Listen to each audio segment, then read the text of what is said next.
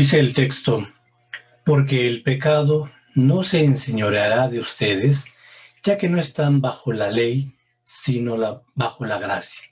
Romanos 6:14. Bienvenidos, hermanos de Misión Ixtapaluca, bienvenidos, hermanos en Cristo, y bienvenidos, amigos que nos acompañan en este día. Y bueno, aquí el apóstol Pablo, en este texto que está a mis espaldas, nos está diciendo que el pecado no puede tener dominio, no va a tener dominio sobre cada uno de nosotros, porque ya no estamos bajo la ley. La ley, esa serie de mandamientos estrictos que con que se fallara en uno solo, se hacía ya inservible el haber guardado los otros 9. Pero aquí nos dice que estamos bajo la gracia. Hay algo que Dios le dijo también a Caín, y es lo siguiente. Le dice Dios a Caín, después de que trae a Caín en mente ese enojo, esa intención de asesinar a su hermano. Dios le dice, si haces bien, pues no serás enaltecido, pero si no haces bien, el pecado está a la puerta. Con todo esto, a ti será su deseo, y tú te enseñorearás de él. Entonces, aquí está ya la respuesta que está diciendo el apóstol Pablo. El pecado no va a tomar señorío sobre ustedes, dice, porque ya no estás bajo la ley, estás bajo la gracia. La gracia que es un regalo de Dios, no merecido, pero que Dios lo está otorgando cuando por fe la gente decide rendir sus vidas, que es lo que hemos dicho anteriormente, este capítulo 12 del Éxodo, en el cual nos hemos basado estos 3 domingos anteriores, hoy terminamos, es la síntesis del Evangelio de Jesucristo.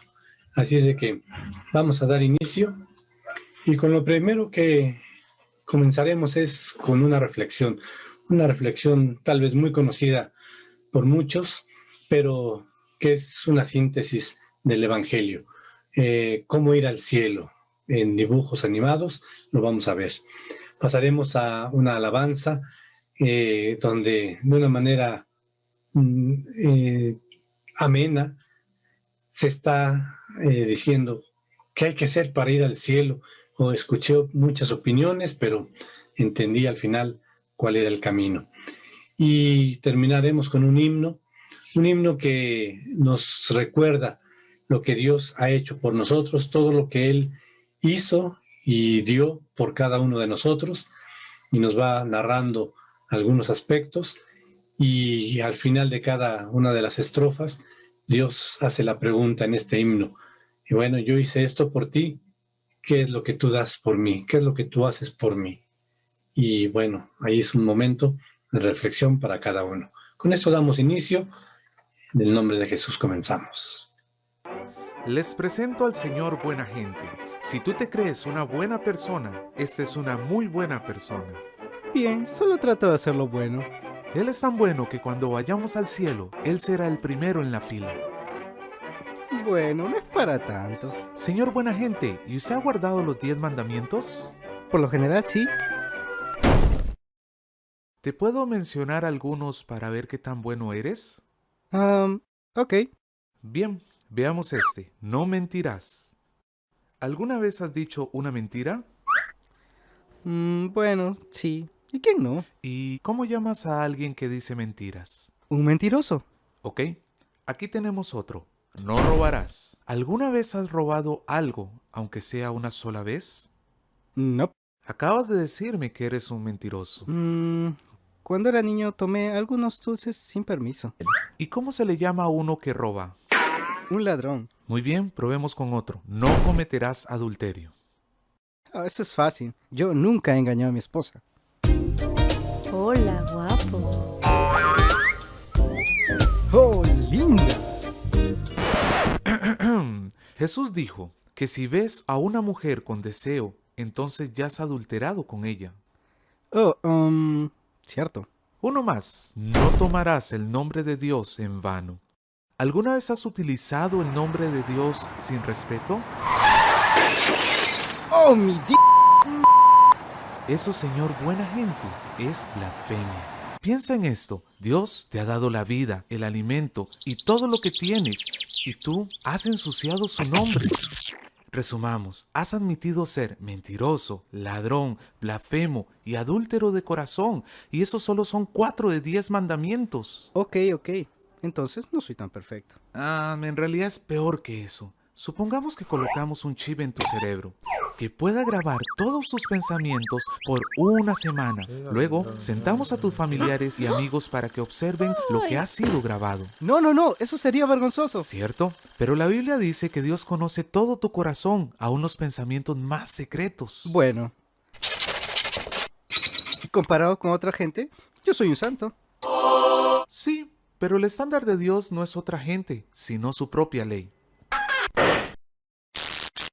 Piensa en esto, si solamente pecases 5 veces al día, en un año acumularías 1825 pecados. Si llegas a vivir hasta los 70 años, entonces habrás quebrantado la ley de Dios 127,000 veces. Y por cada pecado cometido tendrás que dar cuenta a Dios, porque la Biblia dice que todos daremos cuenta ante Él. Pero Dios me perdonará, ¿no? Bueno, veámoslo en una corte. Juez, yo sé que he roto la ley muchas veces, pero ¿no podrías simplemente dejarlo pasar? Solo un juez corrupto aceptaría eso, pero un buen juez diría: la justicia demanda que pagues por tus crímenes. Dios no es un juez corrupto, sino uno santo, y Él odia el pecado. Jesús nos advirtió que todos los pecadores serán arrojados a un terrible lugar llamado el infierno, donde serán castigados por toda la eternidad. Pero entonces, ¿cómo hacen las personas para ir al cielo? Solo hay un camino posible. Dios ama tanto a la humanidad que mandó a su Hijo Jesús para vivir una vida perfecta. Él nunca pecó, ni siquiera una sola vez. Luego se ofreció al Padre para llevar nuestro castigo. A Él lo azotaron, lo golpearon y lo clavaron en una cruz, donde Él murió por todos nuestros pecados y luego nos dio libertad. Jesús venció a la muerte y se levantó al tercer día. Tú no puedes ganarte la vida eterna, sino que Dios la regala a todos los que se humillen y vengan a Jesús. Él te perdonará y te dará un corazón nuevo para que puedas vivir rectamente delante de Él. La Biblia dice, si alguien está en Cristo, es una nueva criatura. Entonces, deja de vivir para ti mismo, dale la espalda al pecado y ven a Jesús. Lee tu Biblia y busca una iglesia donde te ayuden a crecer. Ahora, sal y anúnciale a todos esta buena noticia. Dios me ama aún a mí. Creo que nunca comprenderé eso. Tal vez porque crecí creyendo que Dios amaba a los niños buenos y odiaba a los malos, y yo no necesitaba que me dijeran que era malo. Yo sabía eso. Luego oí que Dios nos amaba a todos, a pesar de nuestros pecados. Es así que es buena noticia. En esto consiste el amor, no en que nosotros hayamos amado a Dios, sino en que Él nos amó a nosotros y envió a su Hijo para hacer un pago por nuestros pecados. Pago por pecados. Me pregunto si eso tiene que ver para que tenga vida eterna. Me pregunto qué hay que hacer. ¿Qué hay que hacer para ir al cielo? Opiniones oí. Oí que Dios no me dejaría entrar si no muriera en un día especial. Oí que obras tenía que hacer. Haz esto, no hagas lo otro. Tantos requisitos para ir al cielo, sé que no iré. Hijo mío, ¿dónde has estado? ¿No has oído la regla de oro? Endereza tu camino de la escuela dominical. Es mejor que me escuches a mí, las leyes hay que guardar. No irás al cielo, mi mami me dijo, si las manos no te vas a lavar. ¿Qué hay que hacer para ir al cielo? Opiniones oí. Oí que Dios no me dejaría entrar si no muriera en un día especial.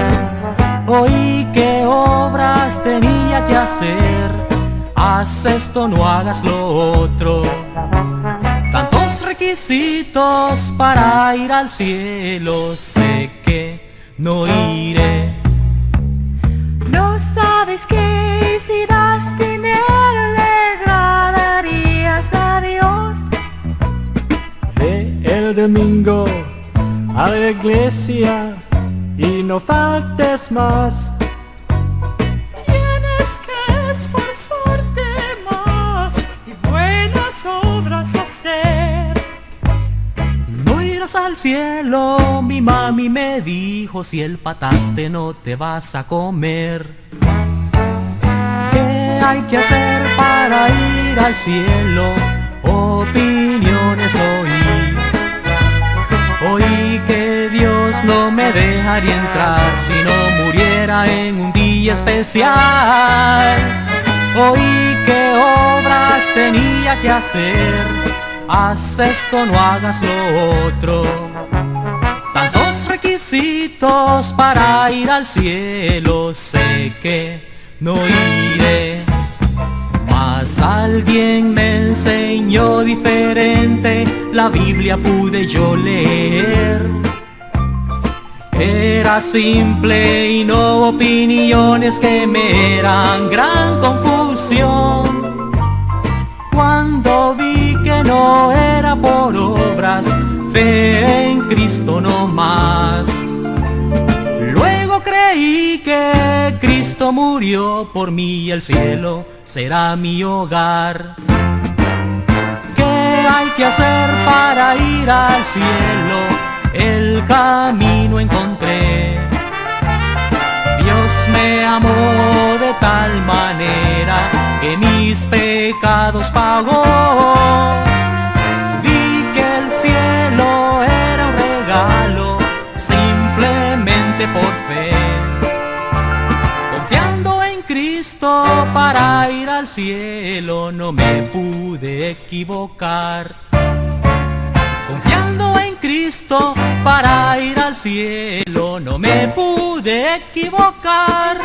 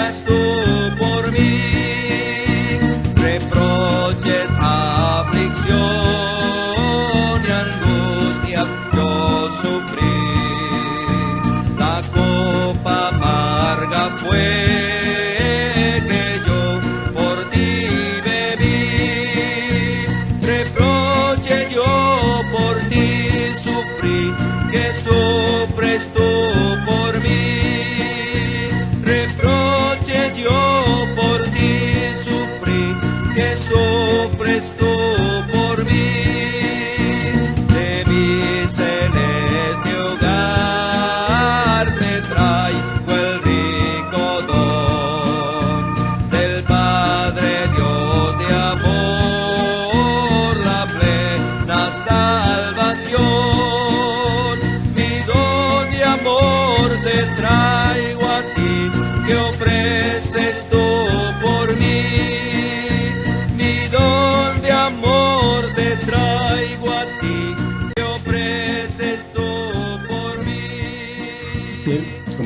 Cristo, Dios ha dado todo. ¿Qué es lo que damos nosotros por Él? Dios dejó el cielo. ¿Qué dejamos por Él? Dios sufrió en carne, en Cristo, el tormento de la crucifixión y la muerte. ¿Qué sufrimos? ¿Qué estamos dispuestos a sufrir por Él? Él ofreció el don de amor. ¿Qué ofrecemos a Dios nosotros? Así es de que es para meditar, es para pensarlo bien, pero tenemos que hacer algo. Bueno, damos inicio. Terminamos la vez anterior haciendo énfasis en el título precisamente del estudio, Yo veré la sangre. Y pues veíamos que era realmente lo único que Dios va a tomar en cuenta, es lo único que va a tomar en cuenta cuando venga el juicio. El día que mueras, llegues a su presencia, como hemos dicho, no va a ver si eres de esta o de otra religión. Lo que Él va a ver es si está la marca de la sangre de Cristo en tu vida, si es que has sido redimido, limpiado, sanado espiritualmente de todo pecado por medio de esa sangre, porque tú has rendido tu vida, hiciste el intercambio, diste tu vida, se la ofreciste a Él y le dejaste que sea dueño. Por eso le llamamos al Señor Jesús Señor, que es el dueño y Salvador. Le ofreciste tu vida y todo lo que eres y lo que tienes, y entonces Él hizo ese intercambio. Tú le diste todo tu pecado, Él tomó todo tu pecado, pagó en la cruz por Él, y Él te entregó sus ropas de santidad para que el día que mueras, Dios no te vea a ti, vea al Señor Jesús. Como decía Pablo, ya no vivo yo, ahora Cristo vive en mí. Y terminamos diciendo que la marca de la sangre, pues a fin de cuentas, daba la idea de lo que iba a ser la crucifixión. En el dintel y en los postes, da la idea como que aquí está una parte y dos partes más, como si fuera la parte de la cruz, anunciando el tipo de muerte que el Señor iba a tener. De hecho, Salmo 22 también lo indica, cuando dice proféticamente el salmista, horadaron mis manos y mis pies. Ahí está ya la parte de la crucifixión anunciada cerca de 1000 años antes de Cristo. Bueno, vamos a continuar entonces con algo que hace referencia una y otra vez. La levadura. ¿Qué es la levadura? La levadura es fermento. La levadura lo que hace es descompone la harina, descompone mediante la fermentación. La levadura, a fin de cuentas, son hongos microscópicos que están trabajando, y aunque inflan la masa, no le dan un peso mayor al que ya tenía. Es interesante porque en hebreo la palabra levadura es chomes, suena raro, que significa amargo, agrio, y sí, para ellos tiene una referencia en cuanto al orgullo, y básicamente es el pecado principal de todo ser humano. Es el pecado que influenció Satanás. Él fue movido por el orgullo: seré semejante al Altísimo, subiré al monte, me sentaré en el trono, seré semejante. Y bueno, cuando viene la tentación con Adán y Eva, lo que ofrece es eso. Ustedes pueden, por ustedes mismos, tengan ese orgullo a fin de cuentas, no necesitan a Dios, serán como dioses, conociendo el bien y el mal. Entonces, ese orgullo básicamente sí es la raíz que está en todo ser humano, un orgullo donde se siente suficiente y donde piensa que con lo que sabe, con lo que hace, con lo que practica en su religión, es suficiente, y con eso tiene derecho de entrada al cielo. Pero vamos a ver, cuando la Biblia habla sobre un tema una vez, pues es importante. Si lo menciona 2 veces, pues es muy importante. Si lo menciona 3 veces, pues es bastante, demasiado importante. Hay que poner mucha atención. Y es el caso de la levadura. El énfasis que se está mencionando en la levadura, con la levadura, pues es en varias ocasiones. Lo tenemos en Éxodo 12:8, 12:15, 12:17, 12:18, 12:19, 12:20, y Pablo lo confirma también en 1 Corintios 5:7. Vamos a comenzar con ese texto que dice así. 1 Corintios 5:7. Dice el apóstol Pablo: límpiense de la vieja levadura, del viejo pecado, del viejo yo, de ese orgullo que te hacía sentir autosuficiente.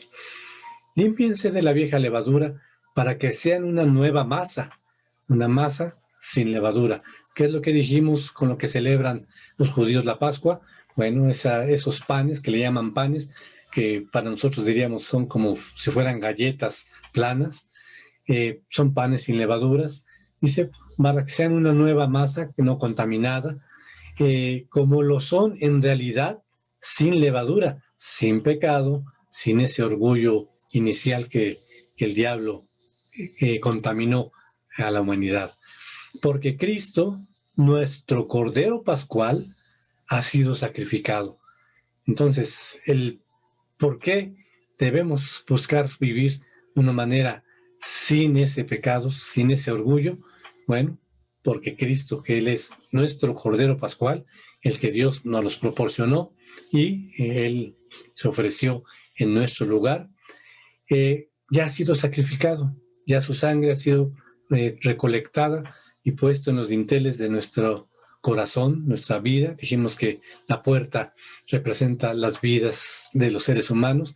Cuando está la marca allí, bueno, cuando venga el heridor, el destructor, respetará esa marca, se pasará de largo y no vendrá juicio sobre esa persona. ¿Por qué? Porque ya llegó el juicio sobre Cristo.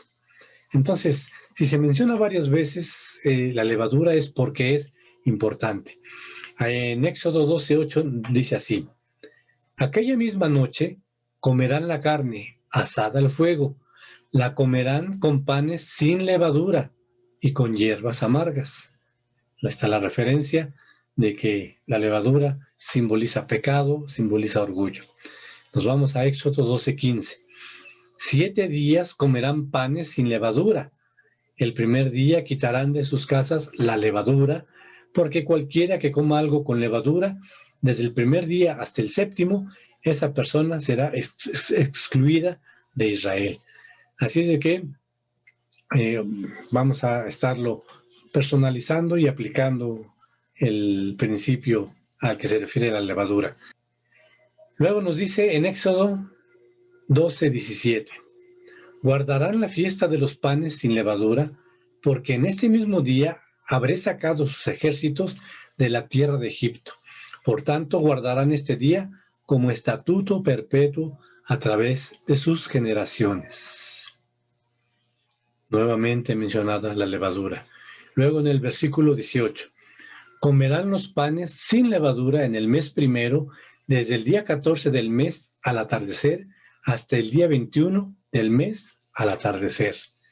Otra vez se menciona la levadura.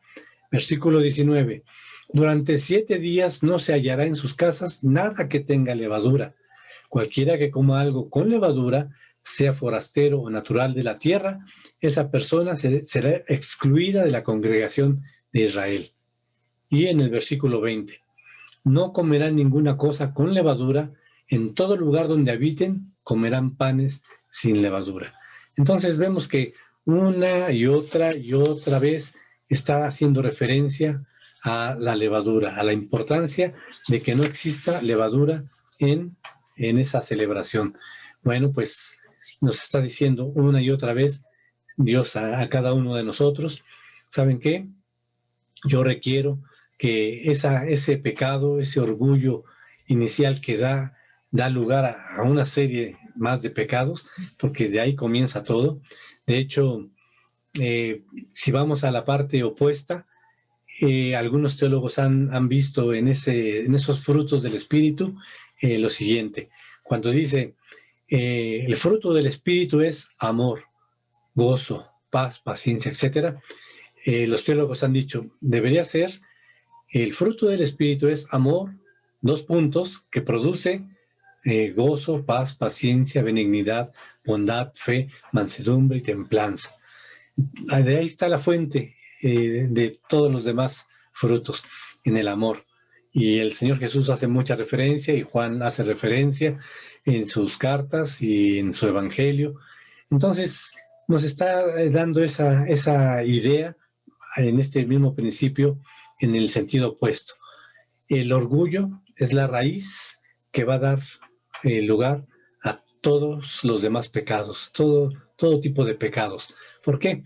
Porque por orgullo, pues yo voy a estar cometiendo un pecado porque siento que yo soy el dueño, porque siento que a mí nadie me gobierna, porque siento que yo puedo hacer las cosas conforme a mi inteligencia, mis capacidades, mis habilidades, y esto debe ser reconocido, esto debe ser tomado en cuenta por Dios.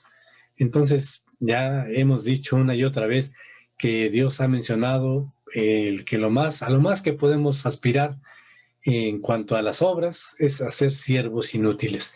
Siervo inútil soy, decía ese siervo cuando se reconocía a sí mismo. Y decía, pues no he hecho nada más de lo que me ordenaron que hiciera. Y como dijimos en aquella ocasión, el día que hagas todas las buenas obras que existen delante de tu vida, lo más que puedes ser reconocido es siervo inútil. ¿Qué hiciste de extraordinario? Nada. Simplemente lo que te tocaba hacer por ser parte de la raza humana es lo que tenías que haber hecho. Y bueno, la mayoría ni siquiera eso hemos hecho, ¿verdad? Ni siquiera todo esas obras puestas delante de nosotros para que andemos en ellas, ni siquiera las hemos completado en su totalidad.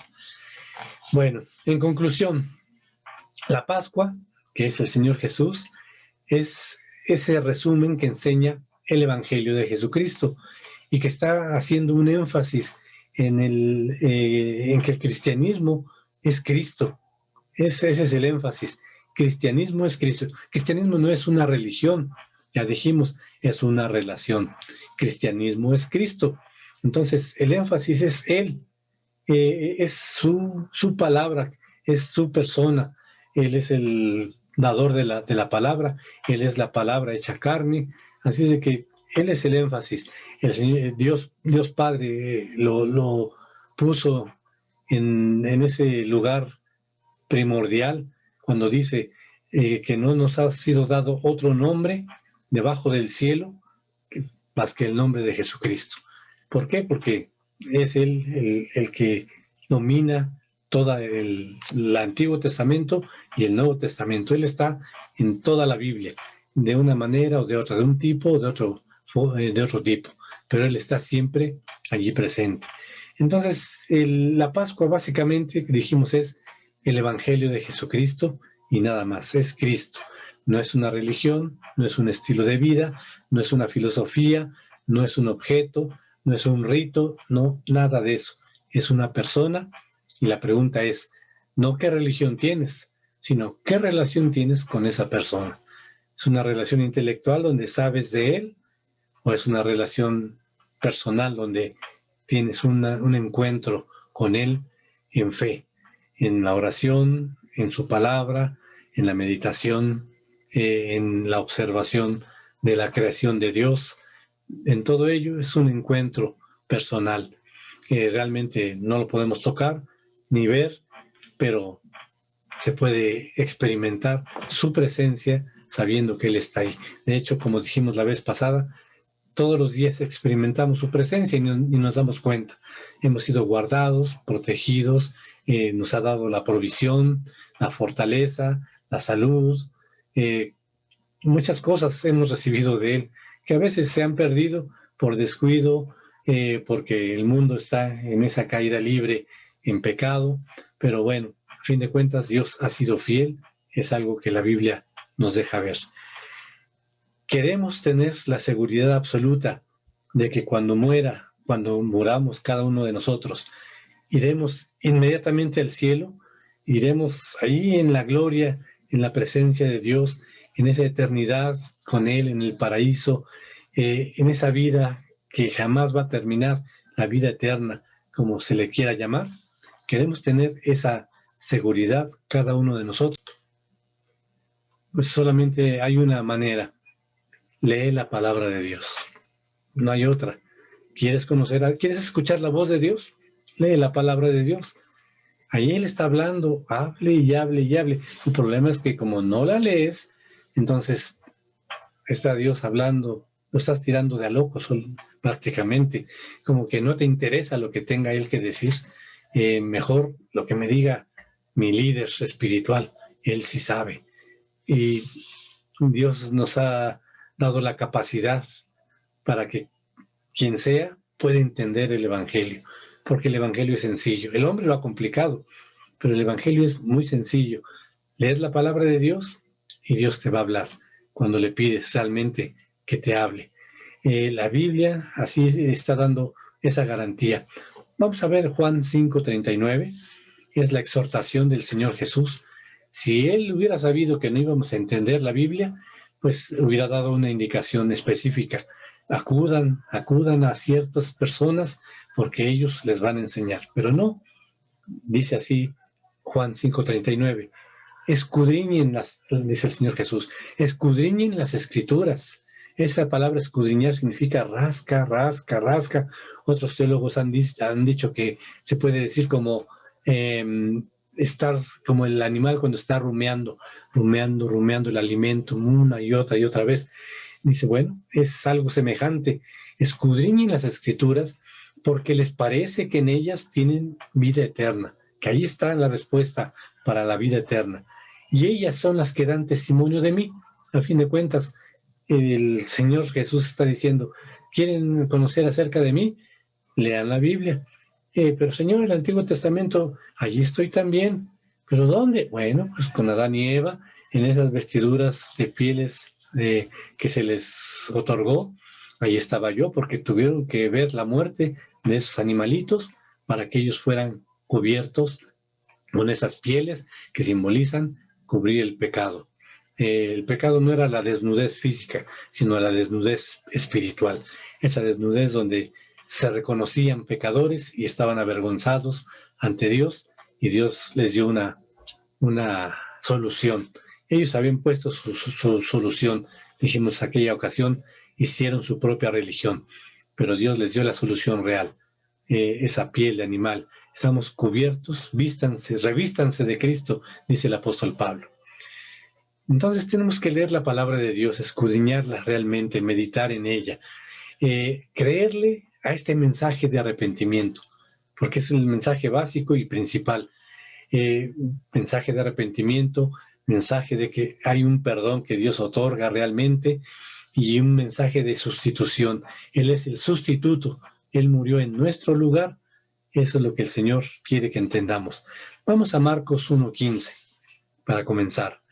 Aquí Juan el Bautista está exponiendo el requisito previo antes de que pueda existir la salvación en el ser humano. Dice así Juan, diciendo, el tiempo se ha cumplido y el reino de Dios se ha acercado. Arrepiéntanse y crean en el Evangelio, crean en las buenas noticias. Esa fue la exhortación de Juan el Bautista. Está diciéndole a la gente, ¿saben qué? Ya es el momento, ahorita es el tiempo. El reino de Dios está aquí, está tan cerca que pueden entrar desde ahora en ese reino. No significa que vamos a estar en medio de nubes, no, sino que tenemos ya esa garantía y seguridad de la vida eterna, pero también de la presencia del Espíritu Santo. Y por eso dice, el tiempo ya está aquí, y ¿qué les corresponde a ustedes? Arrepiéntanse, vuélvanse de su mal camino, den media vuelta y acudan hacia Dios y crean en las buenas noticias. ¿Cuáles son? Bueno, de que Dios ya murió en tu lugar, y si tú rindes tu vida a Él, le crees de que Él murió en tu lugar, aceptas ese sacrificio que se hizo por ti y en tu lugar, bueno, entonces tienes vida eterna.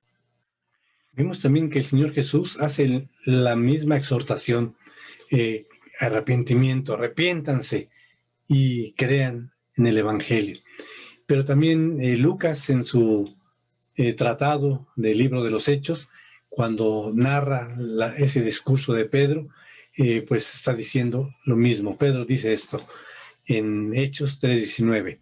Por tanto, arrepiéntanse y conviértanse para que sean borrados sus pecados, de modo que de la presencia del Señor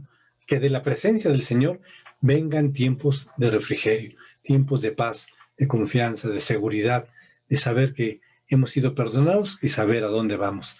Y ese conviértanse no está diciendo que se transformen en algo diferente como seres humanos, no. Ese es como en el ejército, como en la primaria cuando nos decían conversión a la derecha, era dar un giro y ir en otro sentido. Bueno, arrepiéntanse, deténganse y den media vuelta, conviértanse totalmente media vuelta y vayan en sentido opuesto. Iban alejándose de Dios, ahora van a ir acercándose cada vez más a Dios, van a ser más semejantes a Él. Eso es lo que está diciendo Lucas, Pedro, en este tratado de Lucas, en su Evangelio, en su tratado del libro de los Hechos. Pablo habla también de que el pecado simplemente no impide la salvación. El pecado no es un impedimento para que la gente no pueda ser salva, porque a veces la gente quiere primero ser buena y cambiar su vida, su estilo de vida, a un estilo de vida más agradable a Dios, antes de aceptar el Evangelio, porque piensan que ese es el camino, que ese es el orden de Dios, pero no. Tal como nos encuentra el Señor en medio del pecado, así Él nos toma y nos saca, y Él nos transforma. El salmista también dice en esas palabras: me sacó de la fosa fatal, del fango cenagoso, asentó mis pies sobre la roca simboliza a Cristo, mis pasos consolidó, los hizo firmes conforme a su palabra. Entonces, Pablo también está diciendo aquí, pues, en Romanos 5:8, ¿saben qué? El pecado no es impedimento, al contrario, porque tienen pecado, es buen tiempo para que se acerquen a Dios y rindan sus vidas. Dice así Romanos 5:8. Pero Dios demuestra su amor para con nosotros en que, siendo aún pecadores, Cristo murió por nosotros. O sea, Dios nos esperó a que fuéramos buenos. Dice, así como están, yo voy a dar mi vida por ellos también. No me interesa que estén en esa condición de pecado. Lo que me interesa es sacarlos de esa condición de pecado. Y entonces Él muere en medio de esa situación de injusticia que vivió, pero que la vivió por nosotros. Él era el justo y nosotros éramos los injustos, pero Él murió por nuestros pecados.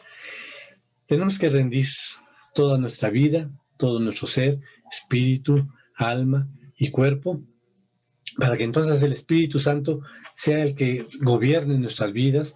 La Biblia dice somos templo del Espíritu Santo, para que recibamos el sello del Espíritu Santo que indica a quién le pertenecemos. En aquellos tiempos, por ejemplo, lo que se acostumbraba era un cargamento de madera.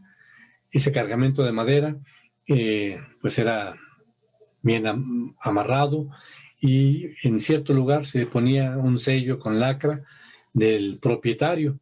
Ya sabían que ese cargamento, cuando llegara a su destino, sabían a quién entregárselo porque era el propietario.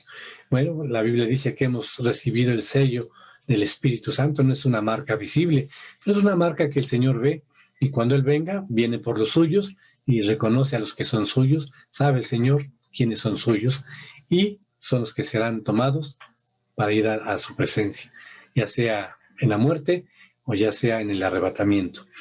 Es un sello que indica a quién le pertenecemos. Efesios 4:30 dice así. Aquí está hablando el apóstol Pablo de esa marca invisible de propiedad. Dice, y no entristezcan al Espíritu Santo de Dios, en quien fueron sellados para el día de la redención, para ese día en que van a ser rescatados ya, rescatados de este mundo cruel o rescatados en el arrebatamiento, rescatados por medio de la muerte o rescatados por el arrebatamiento. Y bueno, ¿qué es lo que nos está exhortando? ¿Saben qué? Dice, créanle a Dios que tienes ese sello. Si ya rendiste tu vida, si ya entregaste totalmente y si aceptaste ese intercambio, dice, entonces créele. El Señor Jesús es tu único y suficiente Señor y Salvador. Dios es tu Padre y es una realidad, es tu verdadero Padre. En la tierra tuvimos padres que no fueron perfectos, pero tenemos un Padre que es perfecto y es Dios Padre. Segunda carta de Pedro, capítulo 3, versículo 18, es una exhortación que nos invita a que tengamos esa relación cada vez más profunda con Dios para no ser engañados precisamente. Dice así, porque acabo de escuchar en el radio una periodista, sabe mucho de historia de la iglesia, etcétera, pero dice algo que no sé de dónde lo sacó.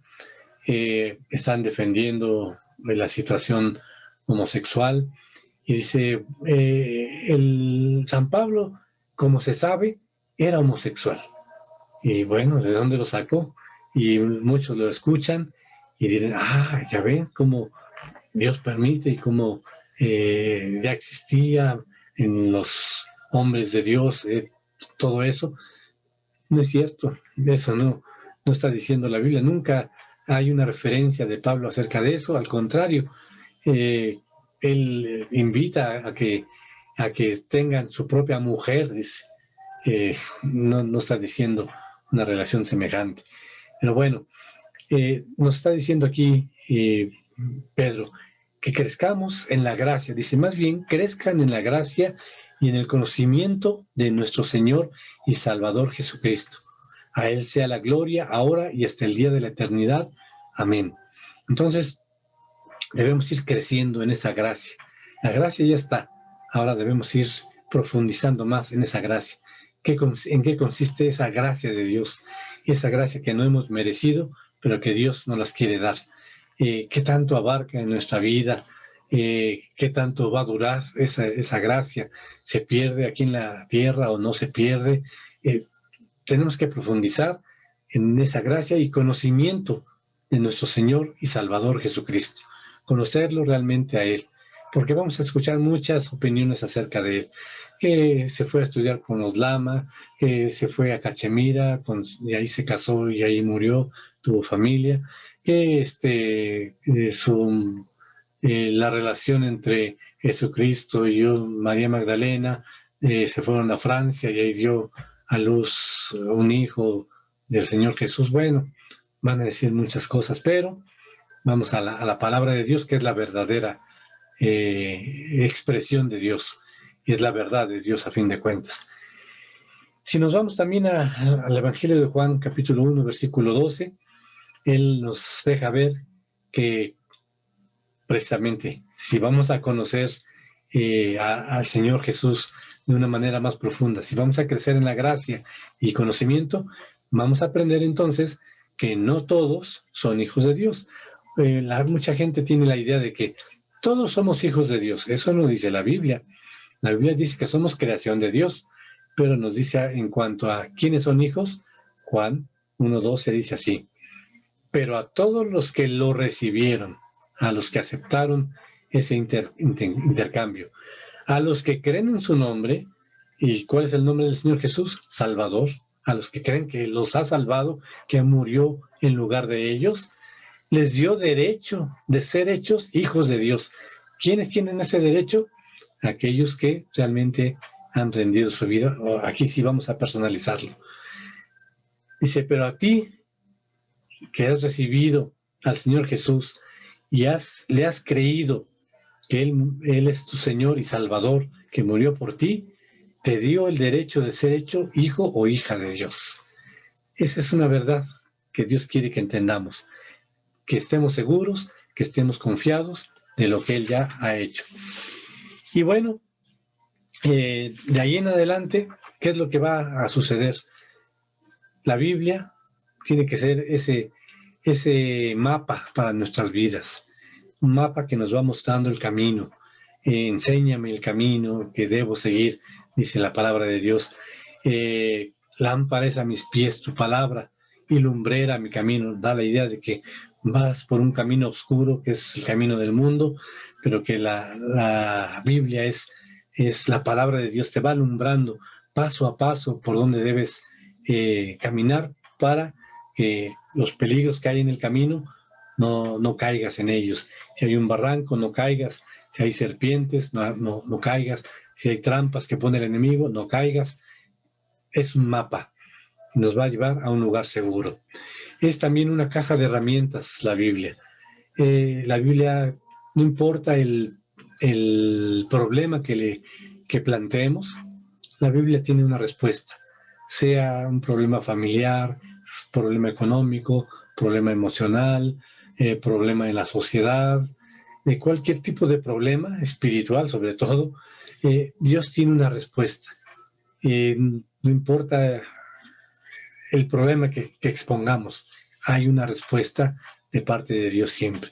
Toda necesidad tiene una respuesta de parte de Dios. Y tenemos que aprender que la Biblia debe ser nuestra única regla de fe y práctica. Otra vez hacemos referencia. ¿Por qué se dice esto? ¿Por qué? Porque el testigo de Jehová, recordemos lo que ya dijimos, tiene a la Biblia más la interpretación de Rutherford. Los mormones tienen la Biblia más el libro de Mormón. Los adventistas tienen la Biblia más el conflicto de los siglos, doctrinas y convenios de los mormones, el conflicto de los siglos y otros libros, más la ley, porque guardan también la ley, el día sábado, la carne de puerco, etc. Muchos tendrán, otros tienen la Biblia más la tradición. Así es de que la Biblia debe ser la única regla de fe y práctica, con el compromiso de obedecer la voluntad de Dios, ese compromiso de cada uno de los que han nacido de nuevo, de los cristianos, de los que ya han rendido su vida, nos hemos comprometido a obedecer la voluntad de Dios que está mostrada ahí en la palabra de Dios. Un buen ejemplo lo tenemos en el Salmo 119, versículo 11 y versículo 33. Versículo 11 dice así: en mi corazón he guardado tus dichos para no pecar contra ti. Ahí está ya una decisión, una determinación de cada uno de los que ya han rendido su vida. Dice, en mi corazón. El corazón básicamente está representando el espíritu nacido de nuevo. Allí es donde se guarda esa palabra de Dios. Desde ahí se controla el alma, desde ahí se controla el cuerpo. En mi corazón he guardado tus dichos, Señor, lo que tú me has enseñado en tu palabra. ¿Para qué? Para no pecar contra ti, para desde mi espíritu, porque recordemos que la lucha es la carne contra el espíritu, y el espíritu es el que debe de vencer, gobernar. El Espíritu Santo en nuestro espíritu renacido. Ahí está el gobierno de Dios. En mi corazón he guardado tus dichos para no pecar contra ti. Y el versículo 33 dice, enséñame, oh Señor, el camino de tus leyes, y lo guardaré hasta el fin. Hasta el día que muera, yo voy a ser fiel a esos dichos, a esos caminos, a esas leyes que tú me has enseñado.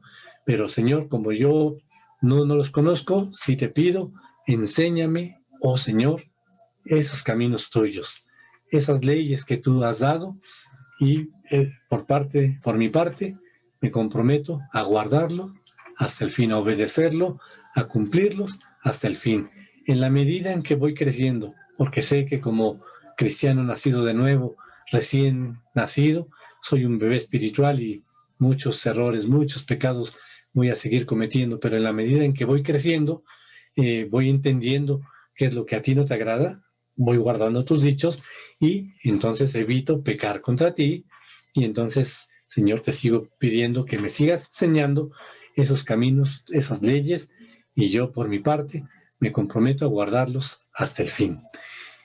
Y con esto damos por terminado sería la parte 4 de Yo veré la sangre. Aquí damos por terminado y tenemos que estar haciendo mucho énfasis en que el Evangelio de Jesucristo es una persona y es el mismo Señor y es una relación con Él personal y solamente su voz la vamos a escuchar en su palabra. No hay otra forma de escuchar su voz más que en su palabra. Si es que a veces escuchamos otras voces, tenemos que ir a la palabra de Dios para confrontar, a ver si esas voces van de acuerdo a la palabra, si están en armonía con la palabra de Dios. Los bereanos, dice la palabra de Dios, que cuando Pablo les fue a compartir el Evangelio, dice que los bereanos, de hecho Pablo los reconoció, dice, eran muy nobles. ¿Por qué?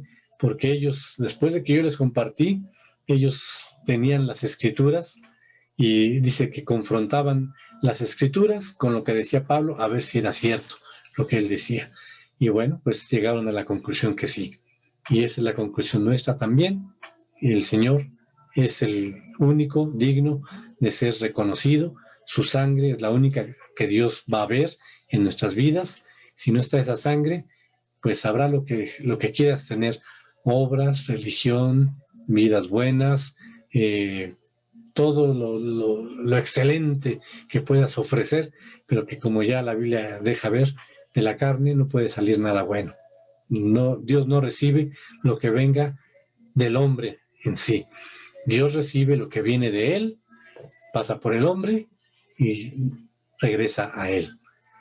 Dice el apóstol Pablo, ya no vivo yo, ahora Cristo vive en mí, y lo que ahora vivo, lo vivo en la fe del Hijo de Dios que me amó y se entregó por mí, y entonces yo puedo rendir esa alabanza, porque Dios no me está escuchando ya nada más a mí, está escuchando esa armonía, ese coro entre el Señor Jesús y yo. Unimos nuestras voces y regresa.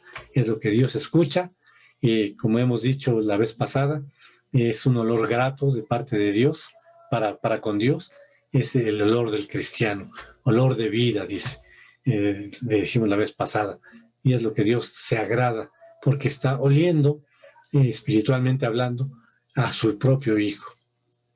Somos fundidos en Cristo, somos uno, Él en nosotros y nosotros en Él, somos uno. Dios no nos ve a nosotros, ve a su Hijo lo ve santo, irreprensible y sin mancha. Y por eso tenemos entrada, no porque lo merezcamos, no porque nos los ganamos, sino por lo que Él es, lo que Él hizo, y porque hemos decidido creerle, rendir nuestras vidas y aceptar ese intercambio. Con esto damos por terminado este estudio de Yo veré la sangre y pasamos al punto de lo que tenemos que reflexionar en esta ocasión. Y bien, terminamos viendo lo que está pasando en el mundo y bueno, los que sintieron el temblor de este viernes por la noche, pues váyanse preparando porque es solamente un anuncio tal vez de lo que viene más adelante. Pero no solamente aquí, por todos lados la Biblia lo anticipó. El Señor Jesús lo anticipó, su palabra es verdad y lo que Él ha dicho se va a cumplir. Así es de que nos conviene acercarnos.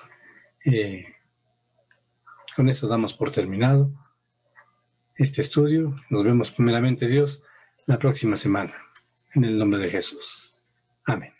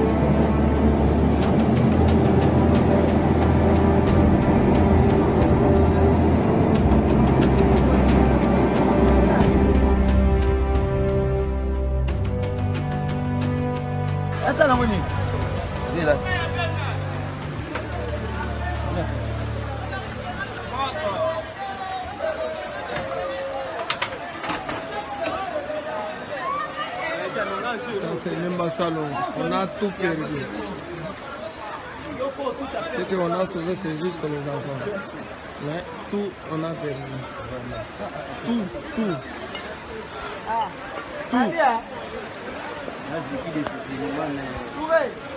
On a même pas ça, tout, on a tout perdu.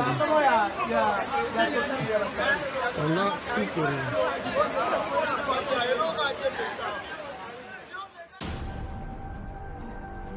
La peor tormenta de arena en una década cubrió varias ciudades al norte de China. El lunes 15 de marzo de 2021, una tormenta de arena masiva cubrió varias ciudades de China, incluida la capital, Beijing. Más de 12 provincias de la capital se vieron afectadas. El Centro Meteorológico Nacional de China la catalogó como una de las peores tormentas que golpeó al país en más de una década. Según los medios, cerca de 23 ciudades al norte de China registraron niveles peligrosamente altos de contaminación del aire. Las autoridades emitieron una advertencia de tormenta de arena para al menos 12 ciudades, incluida la capital. Los niveles de contaminación en Beijing se dispararon y los vuelos se cancelaron debido a la espesa y masiva neblina de arena que oscureció la ciudad.